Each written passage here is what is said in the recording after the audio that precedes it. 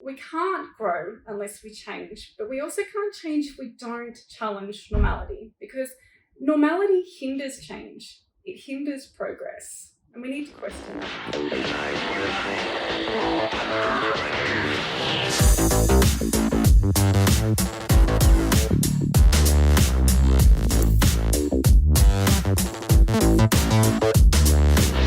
Hello and welcome to another episode of Idioms of Normality on Future Framed TV, the collective podcast series of Traces&Dreams.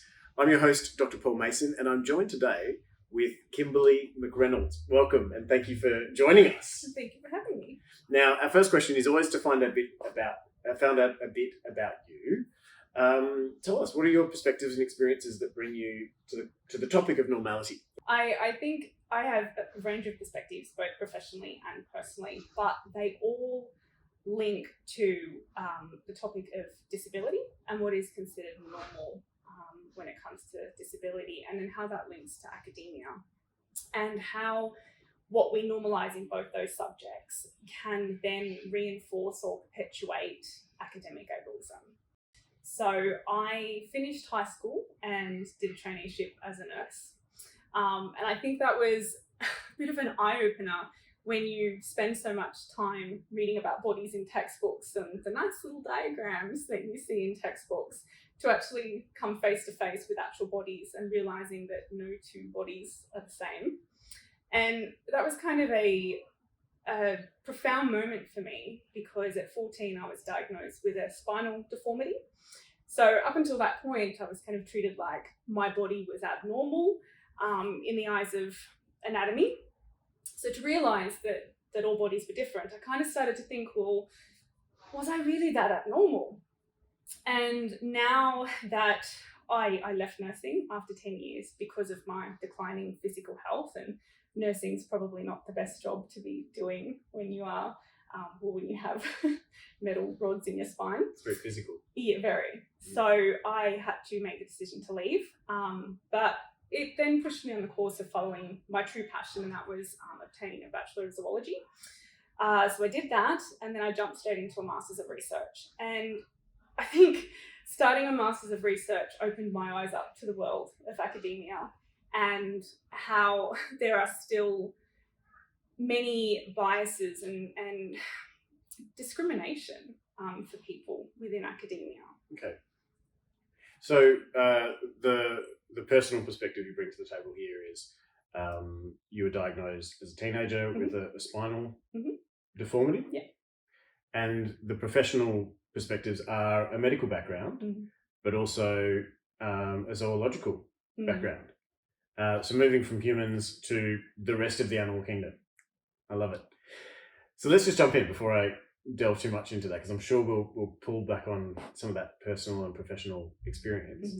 What is normal? Looking at it from the two perspectives of, I think the best way that I can explain it is talking about disability and academia, and how those two can relate, and what we normalise in both those industries, and the damage that can cause. But if we're talking about what is normal from a mathematical or statistical perspective, it's the average. So within healthcare, it could be the average weight, the average height, the average heart rate. It could also be the most common or frequent. So a common or frequent trait within a population. But I think once we start to look at the other synonyms of normal and their definitions, in healthcare, it starts to become a little bit more dangerous or more problematic, because then you have things like normal being adequate, so free of defect or deficiency or disease. Something that is optimal or ideal, so the ideal body or the ideal image. And so the consequences of having normal, we then have to have something that's abnormal. So something that's uncommon, something that's atypical, suboptimal, inadequate, and deficient. And this is where problems start to arise. So in the 19th century, Claude Bernard actually defined disease as deviating from the norm. But when you have disease, what should be treated, or what should be considered treatable, and what is just something that is outside of that normal range, that we probably should just leave alone. So I use myself as a case study. Right. So as I mentioned, at 14, I was diagnosed with Sherman's disease. So there's the word Shermans. Okay. It's not spelled like Shermans, though. Okay. I've had doctors Google the spelling in front of me, or what it actually is.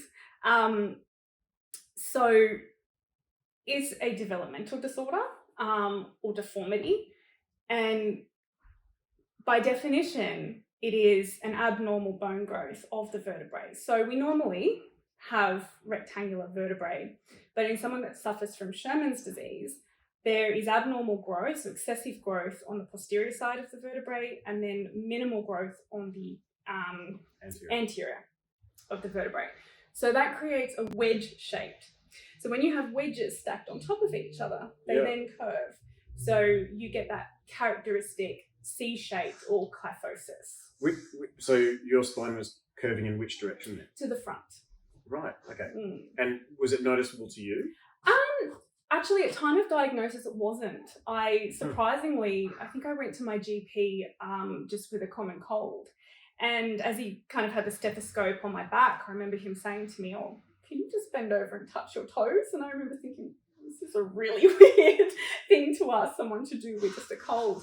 And when I stood up, he turned around to my mum and said, "I think there's something wrong here. I'm going to refer you to the children's hospital." So that kind of pushed us into that direction. And as I said, at that time, I don't think I noticed, but other people noticed. So I was at the time learning the guitar, and my guitar teacher used to rouse on me all the time about slouching over my guitar. And I used to say, "I'm not slouching over my guitar."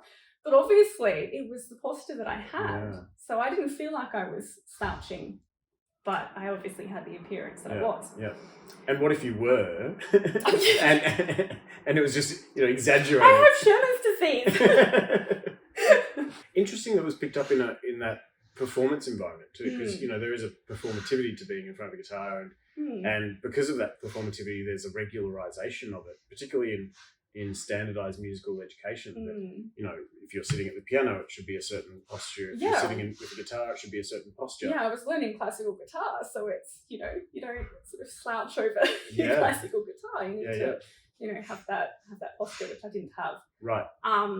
But then you got shunted to the children's hospital, and then that just would have started a cascade of tests and... It did. So in that time, so in about the 12 months, I was reviewed every couple of months. So I was undergoing x-rays to see how things were progressing, because I was obviously growing at that point. So each appointment, the surgeon would say, "It's gotten a little bit worse, but we'll just keep an eye on it." Next appointment, same thing. And at the time, nothing noticeable for you? I did start to develop pain. Oh, really? And because my spine sort of stuck out. So I was starting to become uncomfortable sitting on the hard plastic school chairs and things like that. So it was starting to become an issue. And by that third appointment, so we're talking nearly 12 months, the surgeon had said to me, "Well, it's progressed to a point that, surgical intervention is really our only option." So when we talk about normality and what's normal, a normal curve of your spine should be between 20 and 40. 20 and 40 degrees. Sorry. Anything above 45 is considered an abnormality. So I was curved at 63 degrees on the day of surgery. Oh, wow. So I did go ahead with the surgery, but I think what concerns me now, looking back as an adult and then with obviously a medical background, all those conversations pre-op were about the biological or the medical issues that I could potentially have if I didn't have my spine corrected to the normal position. So that was anything from I could have lung problems, which would lead to heart problems, to not being able to carry a pregnancy to term because my abdominal cavity is restricted because of the curve. So as a 14, 15-year-old, that scared the living daylights out of me. And I went, well, we better go ahead with the surgery. Then I don't want all these lifelong problems if it's this simple fix. So at 15, I did undergo a spinal fusion. And it was sold to you as a simple fix. It was sold to you as a one-off. Yeah. This will correct it. It'll be fine. So I did. I had surgery. They fused me from T1 to L3. So that's my entire thoracic spine. So 12 vertebrae plus 3 out of 5 of my lumbar spine. So with rods? Yeah, 2 rods and 18 bolts. Wow. So you're a bionic woman. I am. But that didn't stop there for you, though. No. There's a story after this. Yes. So I remember after, and we're talking, this is horrendous, very traumatic surgery. So at my 6-week post-op checkup to have my sutures removed, that was the first time I heard the surgeon mention the word cosmetic surgery. And he went to the extent of pulling out a photo book that he had of another patient who he treated. She was about the same age as me, about the same degree of kyphosis and the same degree of fusion.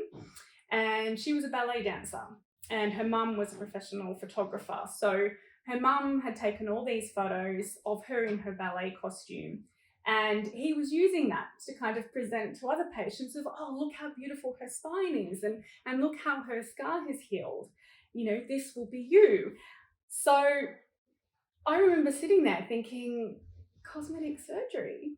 No one mentioned cosmetic surgery to me before. And so looking at this, flicking through this book, I'm thinking, I would never have undergone, that much trauma to my body for cosmetic reasons. We're not talking about just having fillers put in your lips. Like, we're talking cut from one end to the other through muscle, through nerve, having hardware drilled into your spine. There were massive risks to the surgery. So he wasn't suggesting a new surgery. He was referring to the surgery that was done as something cosmetic. Yeah. As opposed to what was sold to you as something that was going to medically prevent. Required. Yeah, something medically required, something that was going to prevent possible complications. Right. Yeah. So I was sitting there through this whole thing thinking, wow, but I justified it in my head of, well, they did say that I had severe Sherman's disease. So, maybe some people do have it for cosmetic reasons and maybe others need it for medical reasons. And I must have been one of those medical reasons. But I certainly look back on it as an adult 20 years later thinking, I don't quite think that's what happened. The surgery, has it had consequences afterwards? Yes. So for about the first 10 years, I was okay. I had pain every now and then, but it was manageable. I was... Tighten a bolt? Pretty much. Okay. I'm a walking toolkit. I could just sort of use a heat pack or take Panadol and that would ease it and that would be fine. Just that reminds me of the guitar. I can actually set my amp off running it across it. Oh, really? That's party trick another time. But it was manageable. But it got to about the 10-year mark when I started to realise, well, things are starting to really go downhill for me. I had one flare-up that hit me instantly. I was at work and I was simply just talking to a patient and I laughed. And I just went, oh my God, like I couldn't breathe. The pain, it was like someone had just stabbed me in the middle of the back. And so I had to leave the room and I went and sat at the nurse's station and one of our consultants came out and was like, are you okay? And I was like, no, I have this terrible pain in my back. And they actually thought I was having some sort of cardiac episode just because of the symptoms I was experiencing. But when I explained to them that I'd had a spinal fusion, they were like, oh, okay, it should be right. It's probably spinal related. So I went home. Should be right. Should be right. It's just spinal related. It's all good. Oh my gosh. So I then went back to my GP after a couple of days of this pain not going away. And I thought, this is crazy. And she sent me off a range of tests and everything came back normal. And they couldn't... Normal, okay. So they couldn't determine what was going on. Now, the pain ended up subsiding. Okay. But then the flare-ups became more and more common, right. more and more intense, to the point that now I live with debilitating chronic pain. It's there all the time. It impacts my sleep. It impacts every aspect of my life. So I do look at what was considered abnormal to be corrected, so that I looked normal, has now lifelong consequences. And basically, talking to the doctors now, when I go to try and have a management plan for chronic pain, I get told, well, all your scans came back normal. We can't find anything wrong with you. Even at the last scan I had, after my doctor telling me it was normal, she printed out the report and I read it in front of her. And it said that all my lumbar discs were bulging. And I went, well, that's not normal. And she went, well, it's normal for you. And so I thought, oh, so if I didn't have all this artificial hardware, that having the 5 of my lumbar vertebrae bulging, I would have been referred straight off to a specialist. But because of all my hardware, they expect it to happen. So it's just normal. So we're just not going to do anything about it.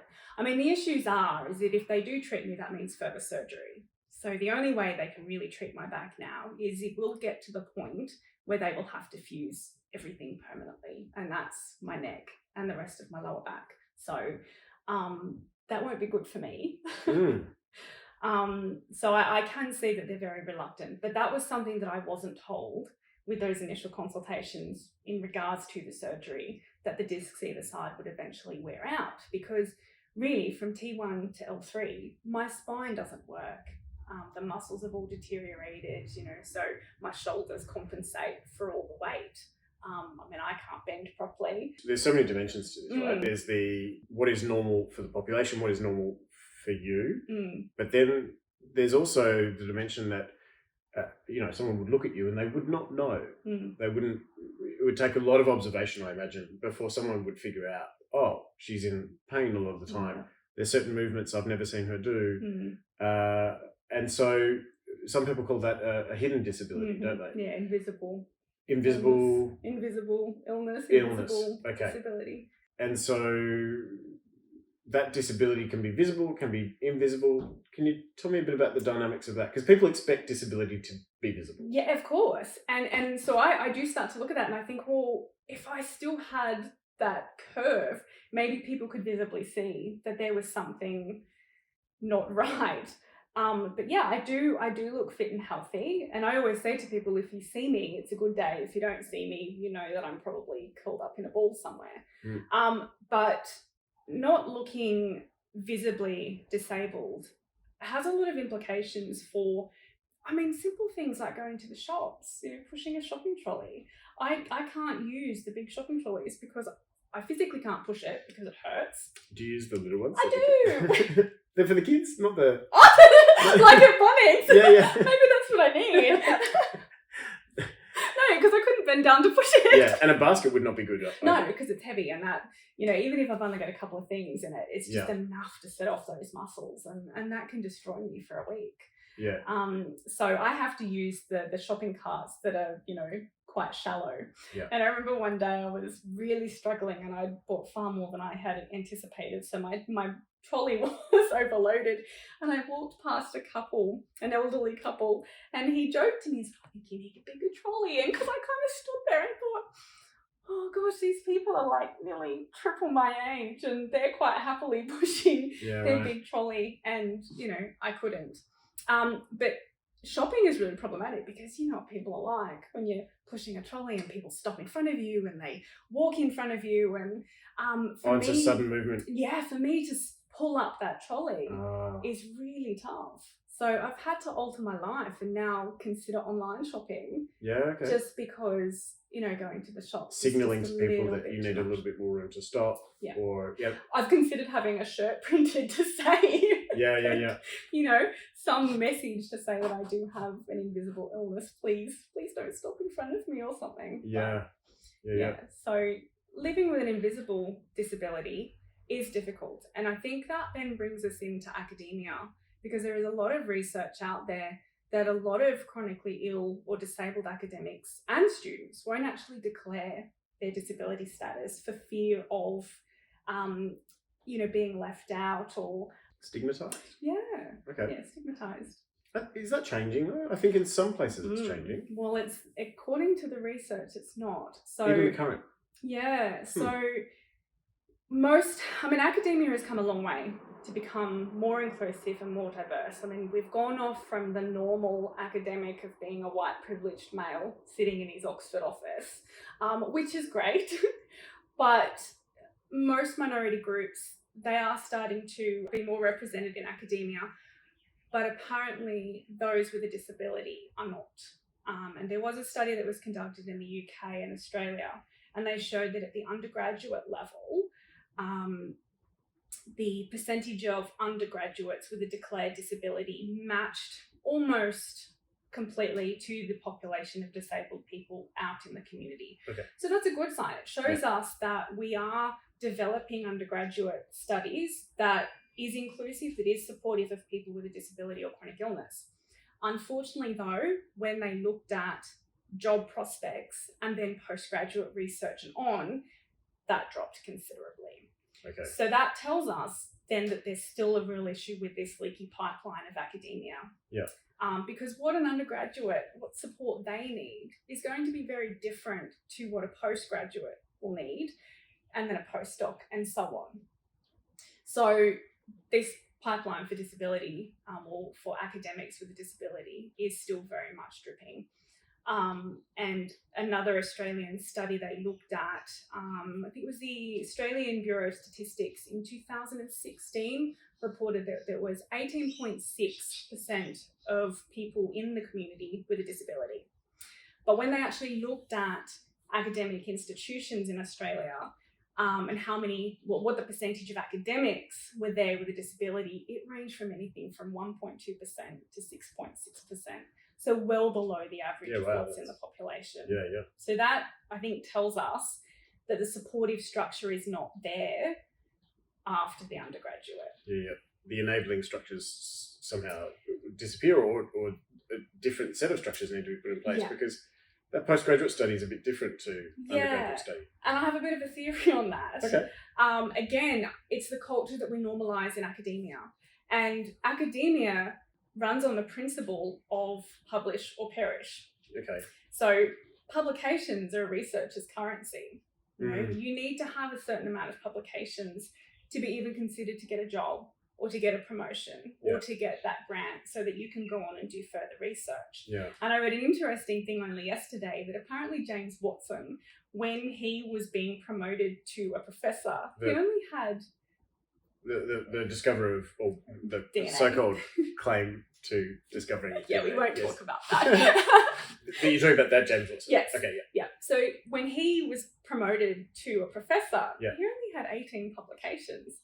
Yeah. Now, in this day and age, to get the title of professor, you have to have 50 to 100 or more publications to even be considered. And I think the thing that's concerning is the whole concept of publish or perish is only a recent thing. I mean, it's very similar to the word normal. To my mind, it's turning academia into a bureaucracy. It is. Because people have to subscribe to these very inhumane metrics that are ostensibly scientific, because they seem to be calculated, but off data, right? Data can also be reverse engineered, and it can be manipulated, and you can play the game and get all those publications. But you know, some of the books that have been published by academics who haven't published as many articles have so much more depth to them. You know, people more than 100 years later are still reading Max Weber and finding nuggets of gold in them. And did he publish as much as some of the zoologists that we see publishing all these papers today? No, not at all. And I think I agree with you that there is a problem with the bureaucratization of academia. And they've actually, research is showing that because of this culture of publish or perish, that we aren't being as innovative, and we're not dedicating time to long research, or research that takes a long time. Absolutely. Because we needed to have published the paper yesterday. So it's, you know, quick research, you know, things that have, they're just not innovative, which is really sad for academia and science. And I guess in terms of then talking about disability in academia, most academics, you know, you sacrifice family time, you sacrifice social life, you sacrifice the holiday you really desperately need to take. You sacrifice sick leave. You know, you may for grant writing and publication writing with so many knockbacks. Exactly, because everything needed to have been done yesterday. you don't have time to do those things. And But it weeds out a certain kind of academic too. It sort of the disabled and chronically ill. yeah. Because having a disability or chronic illness, you already sacrifice those things. You really don't have anything else to sacrifice.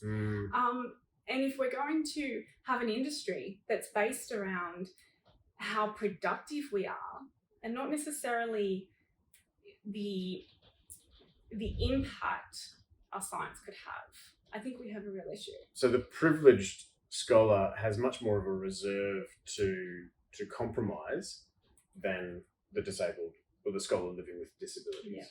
That's a good point.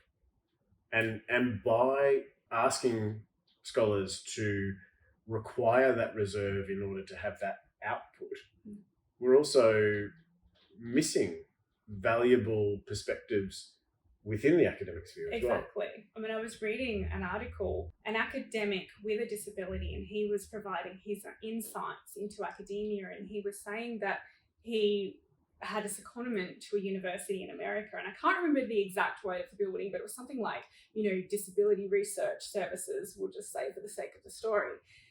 But when he got there, that building actually had no wheelchair access. Oh my Lord. So if you don't have disabled academics in your institutions, you don't realise that you're actually disadvantaging those that can't access the facility. Yeah. That's a big topic, and we might return to it. But in your studies, you focus on snakes. So like they don't have arms and legs. No. Like how did you go from nursing to snakes? Snakes don't talk. They don't talk back. No. They don't say anything at all. I mean, you got to worry about them biting you, but everyone thinks that it's quite they're quite contrasting industries. But I actually find a lot of similarities. I mean, I absolutely aced anatomy and physiology because I was able to, even though the animal kingdom is far more diverse than the human body, I mean, you just have to understand what's going on with the human body. But when you're talking about all the different, phylums and whatever in zoology, there's so many different variations.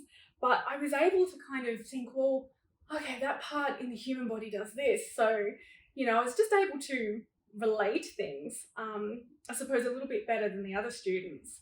I also had tricks when it came to working in the lab and dissecting things. You had tricks because you picked up from the... Or working in theatres when you're dealing with human bodies that absolutely smell. Okay. There's a bit of a trick. You just suck on a Mentos or a mint. Oh, right. That's all you can smell. I used to phase people out by eating carrots in the cadaver lab at Melbourne Uni. Yeah. Just Well, it never used to bother me, so I used to say to students, just go out to the vending machine and get yourself a packet of Mentos, and they'd come back in and they're like, wow, this is amazing. And what are you working on with snakes? So I'm looking at the public perceptions of frogs and snakes in Australia. So I guess, again, you could refer to having normal and abnormal animals. I mean, normal animals would be the ones that we consider to be similar to ourselves, either behaviourally or characteristically. But snakes, they really are an anomaly, and they frighten people. And people just can't relate to them. Now, when you say the word anomaly, are you referring to Mary Douglas? Are you... No, that's not a technical term that you're drawing from. No. Because looking at it's quite uncommon, I imagine, for zoologists to be engaging in cultural perceptions of the animal species that they're looking at, and from looking at it from that perspective is quite unique, exciting. I think it is really good, and I that was something that I didn't realise when I started investigating the public perceptions, that it would really push me into an area that I had no idea what I was doing. And coming from biological and ecological perspective with my undergraduate, to then looking at social science and anthropology and even religion, I've had a lot to learn in a very short time.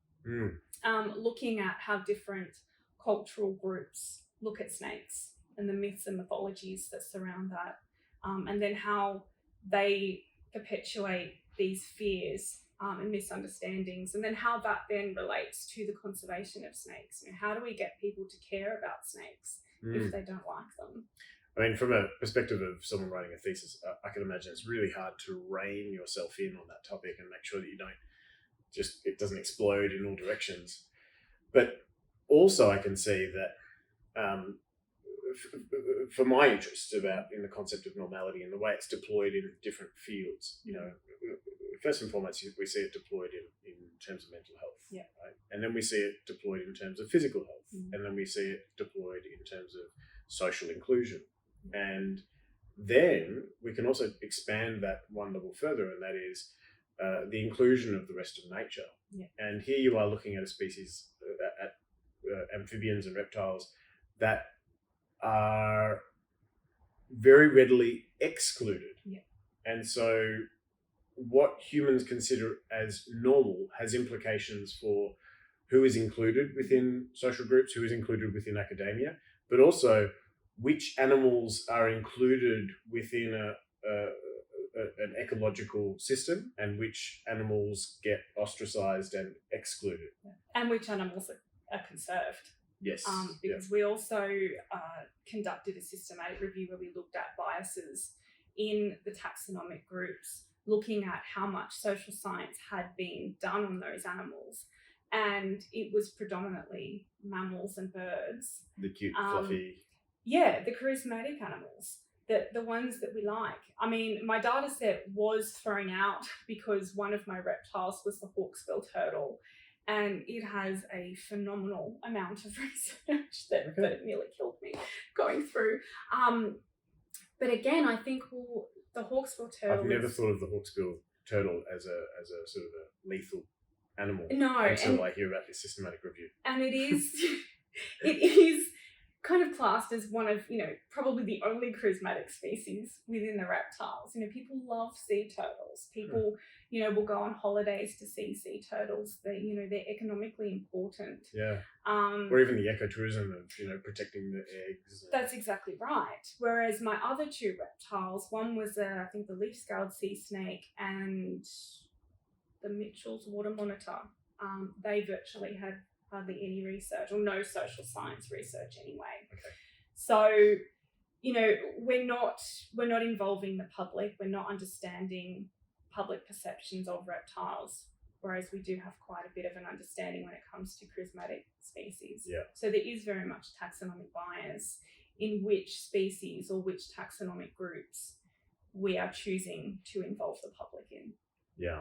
And I think that's critical to conservation. If you don't understand how the public feels about someone, you're not going to get the support financially.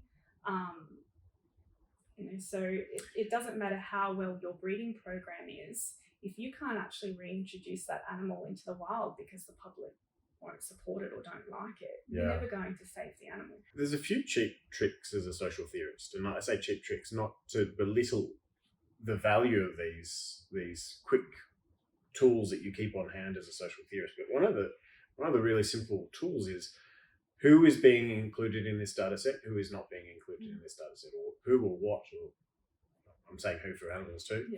And it's such an easy trick, and yet it is so quickly forgotten. I think one thing that learning social theory has hammered home for me is just it's the first thing you got to think about every single time. Even though we think we're as scientific as all get out by learning biomedical science or zoological science, it's one of the first things we forget. Yeah. We become so enamored by our statistical tools that we forget the very first lesson, which is, has our data set included everything we should be including in our data set? And it's often not. And that's why I think questioning normality is a really important exercise to do, because if we normalize something within our research, then that can lead to blind spots, it can lead to oversights. And if we don't address those blind spots and oversights, often blind spots that are hidden in plain sight, then they can perpetuate and steamroll and get out of hand and after a while, it's not just a small little error that was made way back when. It's something that has become the system that people are working within. Yeah, and I think this is why it's so important to be inclusive and diverse, because a diverse range of people can bring a diverse range of life experiences and skills. So maybe someone in that minority group may have picked that up. And diversity is, I think people are starting to understand that diversity is really important within ecological systems. That we need, if you just focus on a couple of keystone species, cornerstone species, or flagship species, or legacy species, whatever you want to call it, then you risk actually tipping that ecological balance in a direction that is unfavourable for downstream, and ultimately which will be unfavourable for human populations too. Yeah. From your perspective, what questions should we be asking? I think we need to be asking ourselves, why do we accept normality? If it is just a social construct, why do we accept that it's there and just kind of go on as normal? I mean, we've all heard this through COVID of, want to go back to the normal. I don't want to go back to what was pre-COVID. I want, something different. But it makes me think of something that my grandmother said to me when I was 16. And I was sitting in her lounge room with my dyed black hair and black nail polish and black lipstick and my 9-inch nail shirt, which I still wear. She said to me, we cannot grow unless we change. But she was also telling me that it's okay to be different. I look at that from a perspective of normality, and I think, well, we can't grow unless we change, but we also can't change if we don't challenge normality, because normality hinders change. It hinders progress, and we need to question that. The only time I think normality is useful is when we can identify a pattern that we want to break. I think for me, that's the only time that the word normal, the idea of normality is interesting. And I feel like we've come full circle, because at the beginning, when I asked you what is normal, you said there is no such thing as normal. Interview closed. Thank you, Kimberly. I had a lot to talk about. But if there is no such thing as normal, why do we keep using this word? Why do we persist in not just using the word, but also creating realities that are centered around this concept? And we're at a point in time where I think we need to point at it and question it. And, if we identify normal, then it's because we need to dismantle it. Yeah. Kimberly McReynolds, thank you so much for your time. It's been an absolute pleasure sharing and learning about your personal experiences with an invisible illness, and also your professional perspectives on, the medical sciences, but also zoological sciences, and also I think this very self-reflexive take on academia.